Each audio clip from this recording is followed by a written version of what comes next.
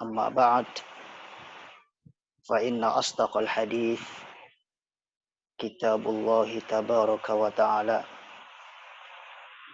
وخير الهدى هدى محمد صلى الله عليه وعلى آله وصحبه وسلم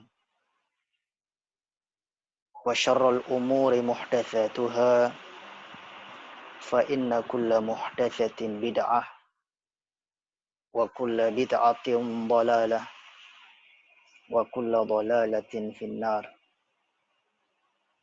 أيها الإخوة أعزني وأعزكم الله. Para bapak, saudaraku sekalian, dimanapun kita berada, semoga kita senantiasa dimuliakan oleh Allah Subhanahu wa Ta'ala. Alhamdulillah tabaraka wa ta'ala, dengan segala nikmatnya hendaklah kita bersyukur, senantiasa memanjatkan puja dan puji syukur kepada Allah Subhanahu wa Ta'ala. Kemudian sholawat teriring salam hendaknya kita selalu mencurahkan kepada Nabi besar Muhammad sallallahu alaihi wa ala alihi wa sahbihi wasallam. Di samping beliau juga untuk keluarganya, para sahabatnya, dan seluruh umatnya hingga akhir zaman, apabila mereka mau meneladani Rasulullah sallallahu alaihi wa ala alihi wa sahbihi wasallam dengan baik di dalam seluruh aturan hidupnya. Maka semoga senantiasa Allah Subhanahu wa Ta'ala benar-benar menggolongkan kita termasuk di dalamnya. Ayyuhal ikhwah, azani wa azzakumullah. Saudaraku sekalian, semoga senantiasa kita dimuliakan oleh Allah Subhanahu wa Ta'ala. Tidak terasa ya, Bapak-bapak, sekarang ini kita sudah berada di pertengahan bulan suci Ramadan, bahkan lebih. Karena pertengahannya adalah kemarin pada hari Jumat. Sekarang sudah hari Ahad. Maka betul-betul waktu ini begitu cepat. Melewati kita tidak terasa. Kita ingat sebelum datangnya bulan suci Ramadan, mungkin banyak di antara kita dan juga orang lain yang selalu memanjatkan doa agar dipertemukan dengan bulan suci Ramadan. Benar-benar ingin bertemu. Terus kita berdoa. Dan akhirnya Allah Subhanahu wa Ta'ala sudah pertemukan kita dengan bulan suci Ramadan. Meskipun memang kita akui situasi dan kondisi sudah berbeda dari apa yang kita alami di tahun sebelumnya. Namun intinya adalah Allah masih memberikan nikmat kepada kita. Buktinya sekarang sudah dipertemukan dengan bulan suci Ramadan. Lalu apa yang kita lakukan di bulan ini? Apakah kita masih berada di dalam kelalaian? Ataukah kita sudah memanfaatkan bulan ini dengan sebaik-baik mungkin?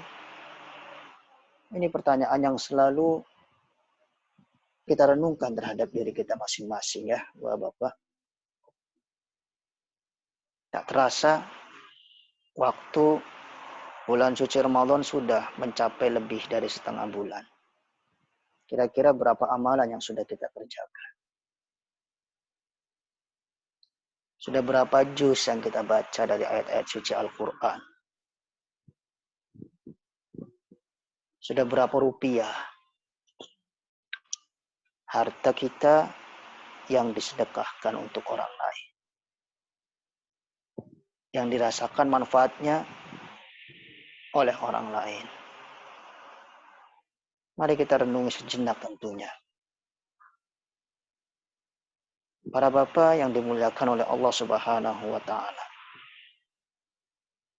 Beberapa teman atau mungkin ada sebagian keluarga yang tidak menemui bulan suci Ramadan ini. Apakah karena ditimpa sakit yang berkepanjangan sehingga seakan-akan bertemu tapi tidak menemui.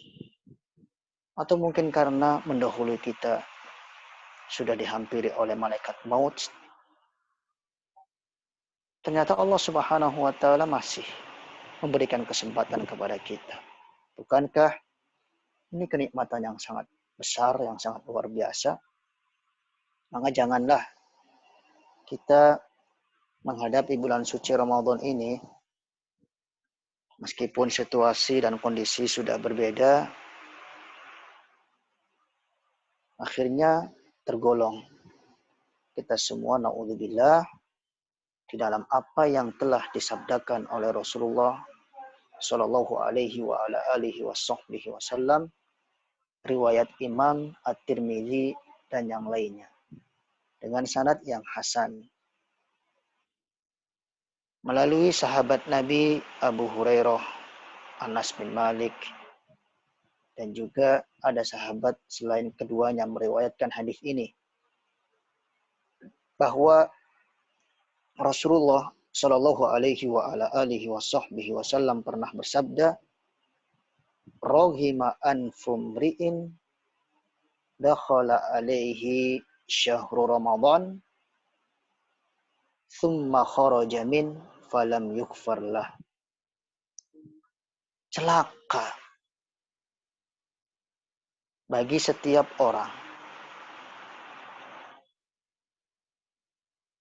yang sudah masuk di dalam bulan suci Ramadan sampai keluar darinya, tetapi dia tidak diampuni oleh Allah Subhanahu wa Ta'ala. Maksud dari kalimat celaka yang datang dari Nabi besar Muhammad Shallallahu Alaihi Wasallam melalui hadis ini adalah suatu puncak kehinaan pada diri seseorang,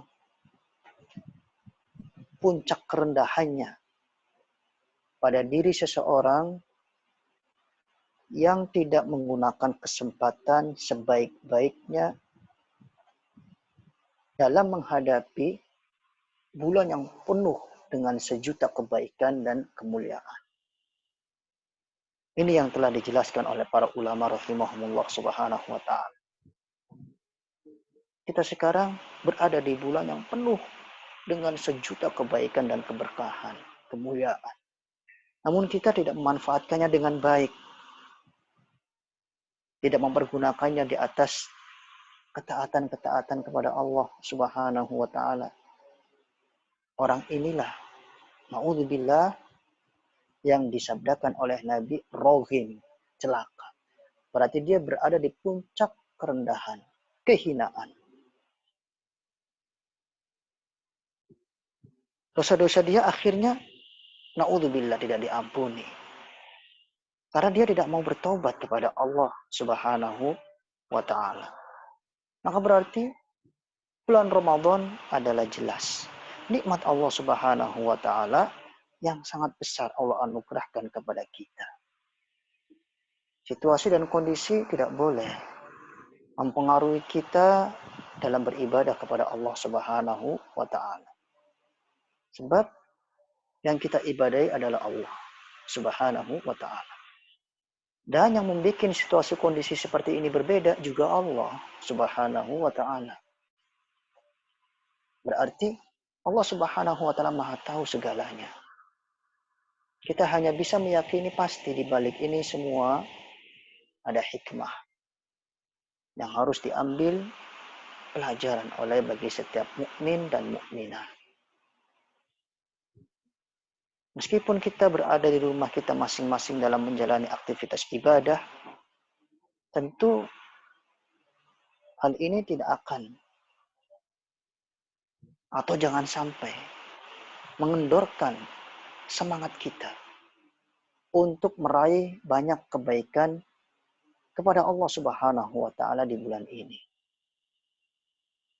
Bapak-bapak sekalian yang saya hormati dan yang dimuliakan oleh Allah Subhanahu wa ta'ala, kalau kita tidak menggunakan kesempatan di bulan yang sudah kita alami sekarang, lalu kapan lagi? Sementara ajal kita masing-masing tidak ada yang tahu. Mungkin tahun depan keadaan kita seperti teman kita yang sudah mendahului kita. Keluarga kita yang sudah mendahului kita. Akhirnya tidak bertemu dengan Ramadan sekarang. Sehingga kita tidak bertemu dengan Ramadan yang akan terjadi di tahun mendatang. Ramadan tidak setiap hari terjadi. Tidak setiap bulan. Allah Subhanahu wa ta'ala hanya memberikan kepada kita, ya, Bapak-bapak, setahun sekali. Berarti kalau kita tidak manfaatkan sekarang, kapan lagi? Saya ingat ucapan seorang ulama yang terkenal. Beliau salah satu ulama yang bermadhab Hanabilah atas madhabnya Imam Ahmad bin Hanbal, yaitu Imam Ibn Rajab Al-Hambali rahimahullah subhanahu wa ta'ala. Dan beliau salah satu ulama yang menulis kitab Syarah Sahih Al-Bukhari, Fathul Bari. Mungkin kita kenal ya, Bapak-bapak. Fathul Bari ditulis oleh dua ulama terkenal. Semuanya mensyarah Sahih Al-Bukhari. Yang pertama adalah Ibnu Rajab Al-Hambali. Namun belum selesai, keburu beliau wafat. Adapun yang kedua, Ibnu Hajar Al-Asqalani. Sudah selesai alhamdulillah. Sehingga yang lebih terkenal Fathul Bari, Syarah Sahih Bukhari adalah karya tulis Imam Ibnu Hajar. Namun sebelum beliau padahal sudah ada, yaitu Fathul Bari, Syarah Sahih Al-Bukhari karya tulis Imam Ibnu Rajab rahimahullahu subhanahu wa ta'ala. Beliau pernah berkata, "Man lam yarbah fi hada syahri, ay fi syahri Ramadan, fa fi ayyi waqtin yarbah." Barang siapa yang tidak beruntung di bulan ini, maksudnya yang beliau katakan adalah di bulan suci Ramadan. Fa fi ayyi waqtin yarbah. Maka di waktu mana lagi dia akan beruntung. Artinya ungkapan ini adalah kalau kita di bulan yang penuh banyak kebaikan, syaitan dibelenggu, sehingga semakin memudahkan kita berbuat ketaatan. Itu saja kita kurang beruntung. Akibat kita menyia-nyiakan bulan ini dengan kelalaian-kelalaian kita, terus bagaimana di bulan-bulan yang lainnya? Mungkin akan lebih tidak beruntung lagi. Ingat ucapan yang sangat ringkas. Man lam yarbah fi hada syahr, fa fi ayyi waqtin yarbah. Ini pendek ya Bapak-bapak ucapannya. Siapa yang tidak beruntung di bulan ini, maka di waktu mana lagi dia akan beruntung. Ungkapan yang sangat pendek, ringkas, namun benar-benar menghentak. Artinya menghentak hati-hati kita yang dalam kelalaian. Hati-hati kita yang dalam kelalaian. Ungkapan mungkin yang dikatakan singkat, namun benar-benar apa ya istilahnya, Bapak-bapak, mendobrak semangat jiwa kita. Sungguh merugi jelas. Seorang manusia yang jiwanya menyanyiakan bulan suci Ramadan. Padahal bulan yang penuh dengan keberuntungan. Berbulan-bulan lamanya sebelum datangnya bulan ini, dia selalu berdoa kepada Allah. Bahkan saya sering ya, Bapak-bapak, dapat flyer-flyer dari beberapa teman, beberapa sahabat, beberapa keluarga, dan masyarakat Islam yang lain. Meskipun kita sekarang berada di wabah COVID-19, maka marilah kita berdoa semoga cepat berlalu dan kita bisa bertemu dengan bulan suci Ramadan. Bulan yang penuh dengan hikmah, bulan yang penuh dengan berkah, dan seterusnya. Artinya, jiwa manusia terus pengennya bertemu dengan bulan suci Ramadan. Tetapi sangat disayangkan jiwa manusia di saat sudah Allah pertemukan dia dengan bulan suci Ramadan, terlena. Sampai kapan kita akan terus tertipu dan terlena seperti ini misalkan? Karena gemerlapnya kehidupan dunia yang kita miliki.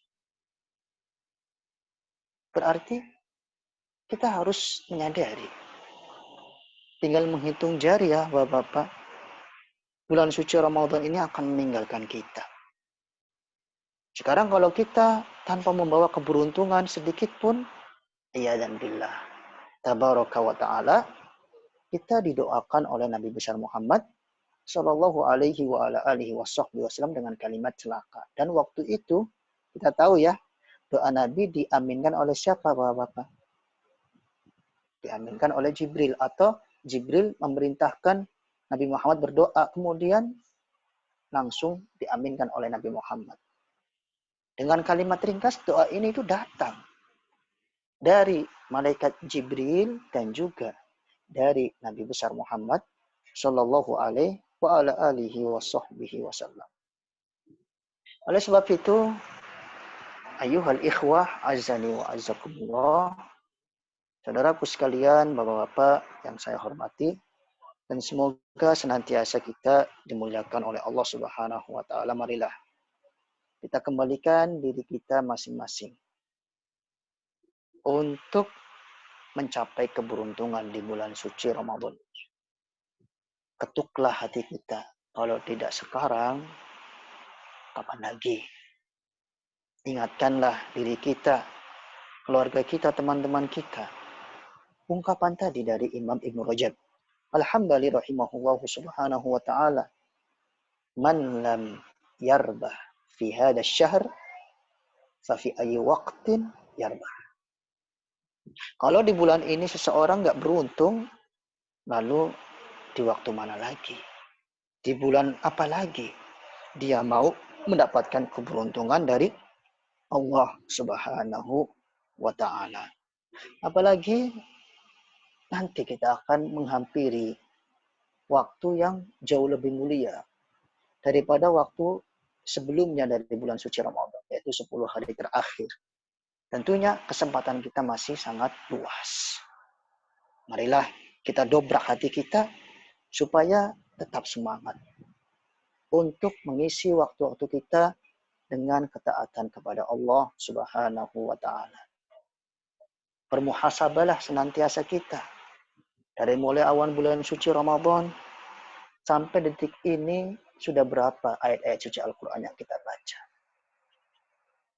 Sudah berapa harta kita yang diulurkan untuk orang-orang yang membutuhkan? Sudah berapa tenaga kita yang kita sampaikan kepada orang-orang yang lemah? Dan seterusnya. Ini adalah pelajaran bagi kita semuanya dan muhasabah.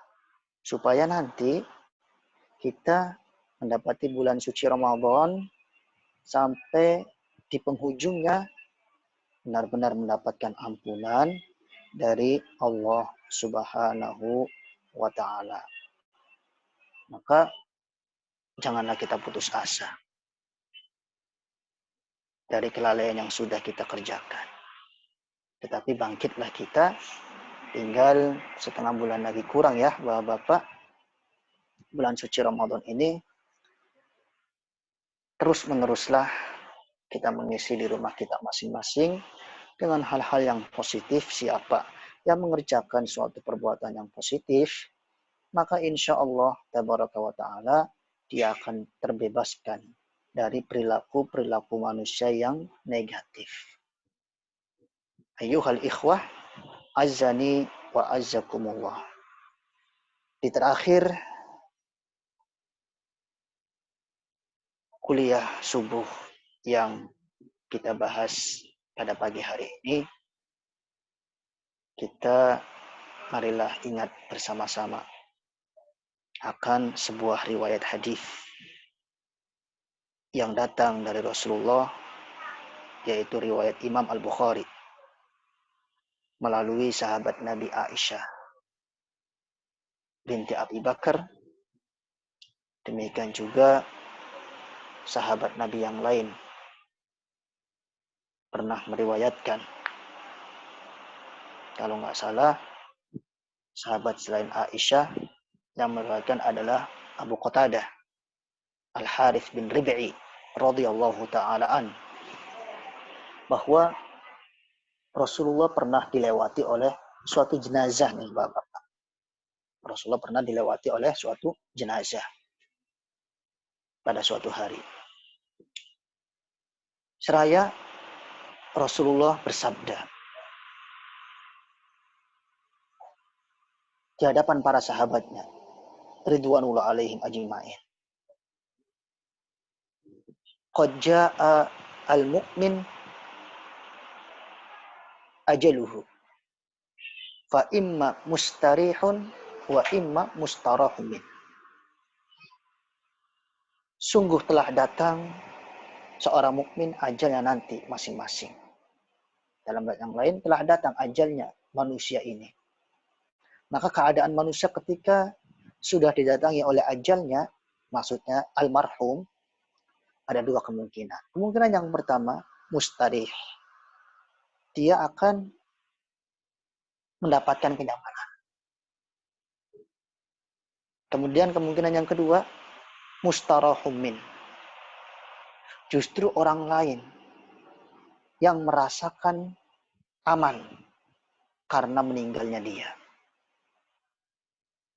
Maka para sahabat ketika itu langsung bertanya, apa yang kau maksud wahai Rasulullah, kalau kita meninggal dunia, keadaan kita menjadi aman atau orang lain yang menjadi aman karena kita?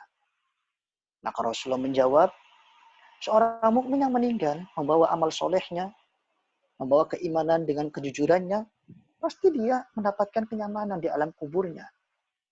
Yang sudah sekian lama berletih-letih di dalam dunia, beramal soleh, sekarang dia istirahat di alam kuburnya, mendapatkan nikmat dari Allah Subhanahu wa Ta'ala. Dan segala penderitaan dia dulu di dalam dunia menuju ke rahmat Allah Subhanahu wa Ta'ala. Ini seorang mukmin. Adapun yang kedua, seorang kafir, seorang yang durhaka, seorang yang jahat. Kalau dia meninggal dunia, ya berarti orang lain yang merasa aman dari kezalimannya, kejahatannya. Misalkan kita di komplek Pondok Safari ini terkenal ada seseorang yang sangat jahat, menzalimi kita, merugikan kita. Kemudian segala macam tindakannya dia selalu menindas orang lain. Maka di saat dia meninggal tentu kita mengucapkan, Alhamdulillah, Allah telah jemput dia. Semoga ini kenyamanan kita. Di antara kita mungkin berucap demikian. Saking zalimnya orang tersebut. Berarti kita yang inginkan, yang kita harapkan, adalah menjadi golongan yang pertama tentunya, wahai bapak-bapak. Mustarih. Ketika kita meninggal, mendapatkan kenyamanan. Dunia adalah penderitaan-penderitaannya, musibah-musibahnya, rasa sakit yang kita alami, sementara pasti. Kelelahan yang kita alami di dalam dunia ini, sementara pasti. Karena tujuan hidup kita adalah Allah Subhanahu wa ta'ala. Maka di saat alam kubur, kita dihidupkan lagi oleh Allah, kita mendapatkan kenyamanan. Insya Allah. Tabaraka wa ta'ala. Kalau seseorang di alam kuburnya sudah bahagia, insya Allah ini pembuka. Bahwa nanti di yaumul kiamat dia akan beruntung. Akan digolongkan ashabul yamin. Orang-orang yang beruntung. Allah Ta'ala alam itu adalah riwayat Imam Al-Bukhari yang sangat terkenal ya di tengah-tengah kita.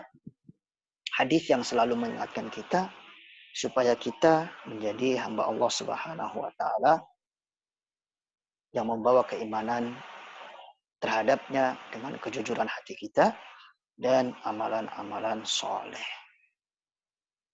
Semoga apa yang kita pelajari di pagi hari ini bermanfaat buat diri pribadi saya. Kemudian bermanfaat untuk bapak-bapak jamaah yang dulu kita sudah sering canda-canda ya karena bertatap muka. Meskipun sekarang lewat online, maka tetap mudah-mudahan Allah selalu memberkahi pertemuan kita. Mungkin waktu yang selebihnya sedikit ya, saya persilahkan kepada Bapak host untuk membuka pertanyaan dan jawaban. Monggo, Pak. Ya, alhamdulillah, Ustaz. Ya. Telah memberikan pencerahan buat kita ya. Mungkin ada pertanyaan dari Bapak semua?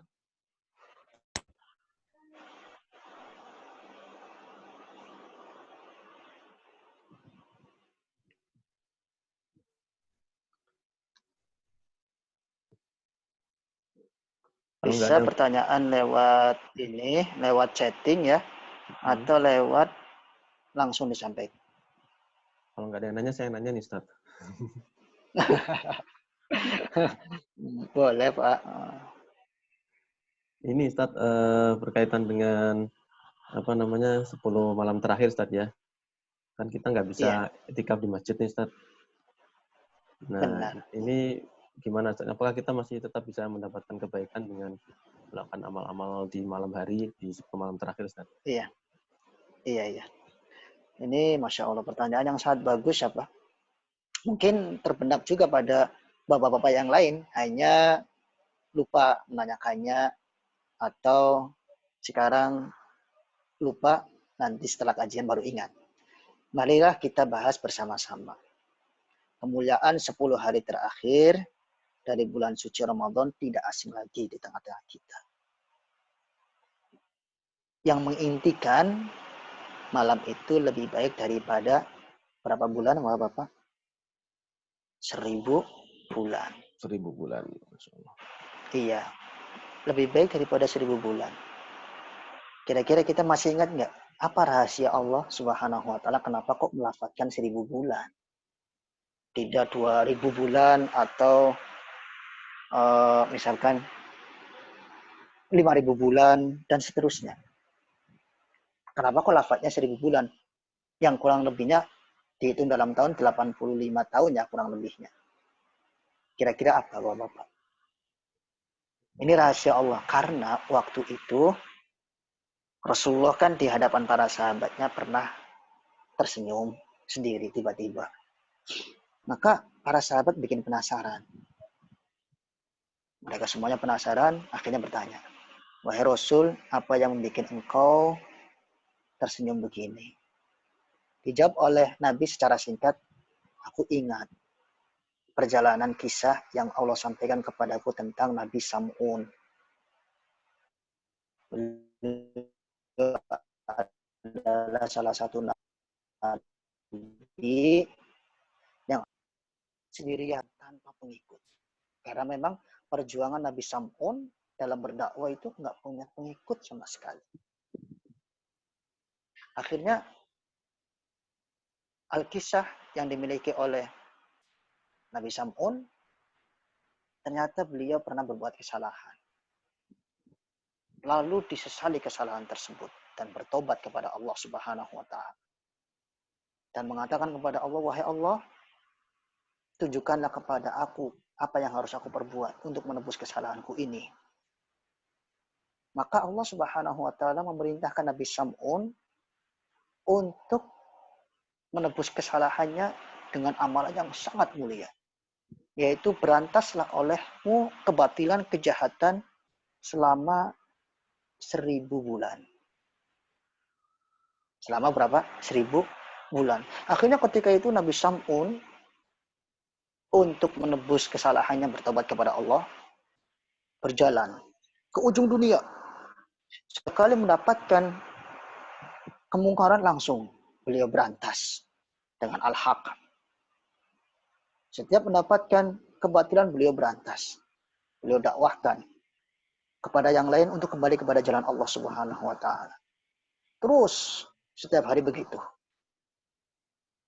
Sampai sudah 1000 bulan, langsung Allah Subhanahu wa taala benar-benar memuliakan Nabi Sam'un, menepati janjinya.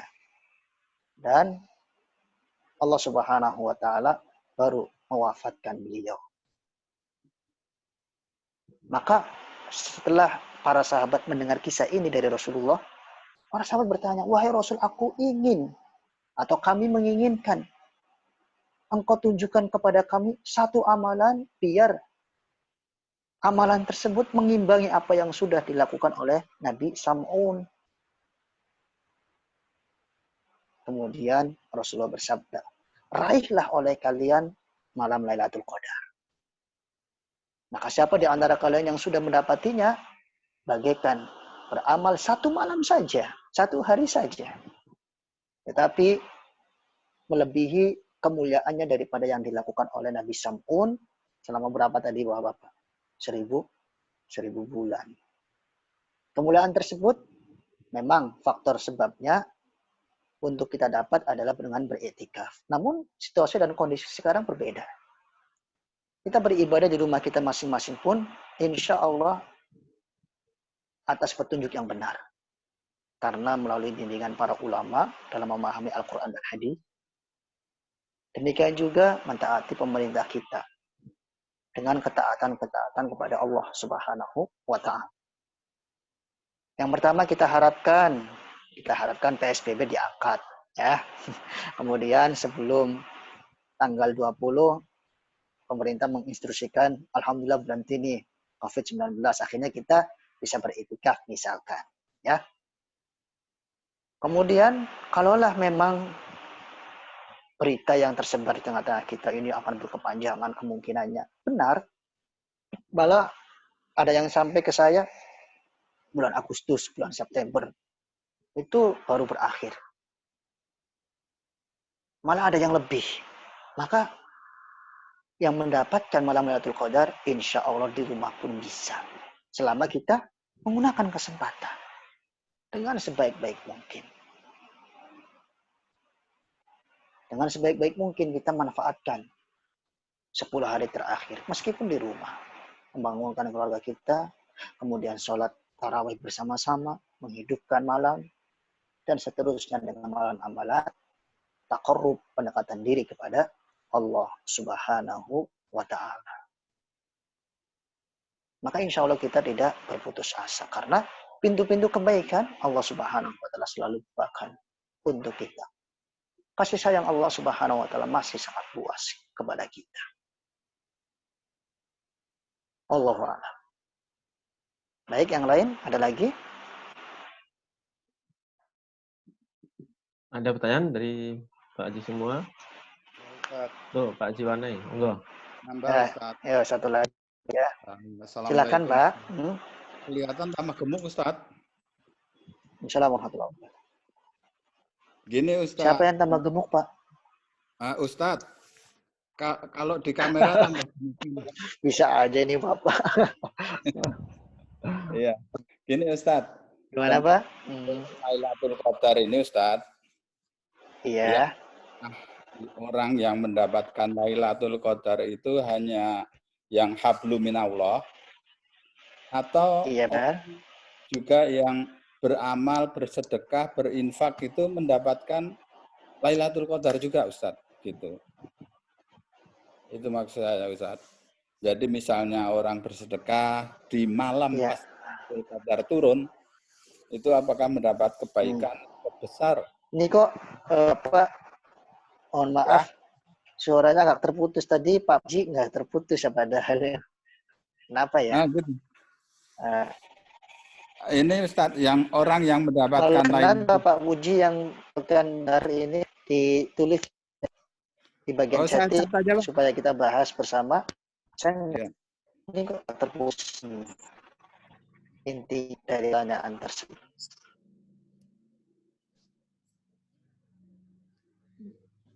Oh, lagi ditulis sama Pak Jiwane. Ini Pak Puji didengar dengan gimana? Kalau saya putus nih tadi ucapannya. Oh, dari Pak Jiwane ya. Iya. Ini kisah Nabi Sam'un itu kayak kisahnya film Samson ya, Ustaz ya? Halo? Kayak kisah film Samson. Atau kisah film Samson itu mengadopsi kisah Nabi Sam'un. Kita Samun, kenapa Pak? Kisahnya Nabi Sam'un, itu apa yang diadopsi Iya. jadi film Samson itu ya? Kan di Indonesia ada tuh film Samson yang dulu Benyamin S.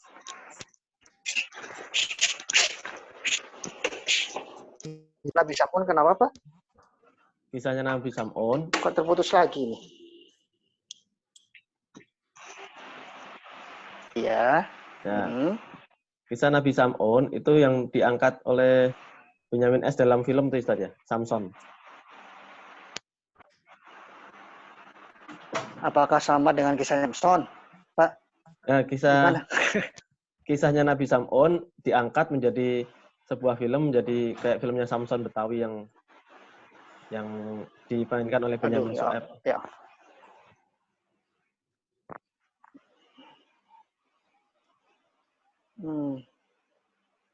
Kan saya baca tadi sama-sama punya kekuatan gitu ya. Punya kekuatan besar, jadi Iya. susah dikalahin lah. Terus ada istrinya berkhianat gitu tuh Ustaz. Benar, iya Pak, benar. Jadi sudah diangkat dalam film ya dulu sama itu Benyamin S. Oh, yang Samson ya Benyamin ya, iya. Iya, Samson. Iya, memang hampir serupa sih kisahnya Nabi Sam'un dengan kisahnya Samson. Para ulama menyebutkannya demikian. Cuma ya rubah-rubah kan Pak. Misalkan kalau Samson yang barat kan dari orang kafir apa itu ya, Samsonnya, naudzubillah kan ya. Nah, kemudian kalau Samson yang di barat kan itu filmnya sama ya, kelemahannya itu di rambut ya, di dalam riwayat juga kayak gitu, kelemahannya di rambut. Benyamin kan kelemahannya di ketek ya Pak. Iya, melesetin gitu. Itu enggak, bukan bulu ketek, tapi rambutnya beliau Pak, bukan bulu ketek. Itu rambut yang benar ya. Rambutnya yang benar ya. Jadi rambutnya Nabi Sam'un kan panjang. Nah, itu digunting oleh istrinya yang berkhianat. Iya. Ini Ustaz, pertanyaannya Pak Jiwane itu Ustaz. Iya, kenapa Pak? Yang mendapat Lailatul Qadar itu apa yang hanya beribadah kepada Allah saja atau orang yang bersedekah, infak juga mendapatkan pahala seperti itu pahala. Oh, boleh, iya. Ya, dapatkan malam Lailatul Qadar insya Allah mereka ya yang menggunakan kesempatan untuk berbuat taat kepada Allah. Yang namanya ketaatan kan bisa hablum minallah, bisa hablum minan nas ya Pak ya. Nah, jadi intinya kita ini terus jaga amalan yang kembali kepada diri kita, terlebih-lebih amalan yang kembali kepada diri orang lain. Kalau kita bisa kerjakan di malam itu, alhamdulillah. Subhanallah, ini perbuatan yang sangat mulia. Nabi Musa kan pernah bertanya kepada Allah Subhanahu wa taala. Sudah sekian banyak Allah, aku beribadah kepada engkau berupa amalan sholat. Apakah engkau sudah senang? Kemudian Allah menjawab, belum cukup wahai Musa. Kalau amalan puasa gimana? Belum cukup wahai Musa.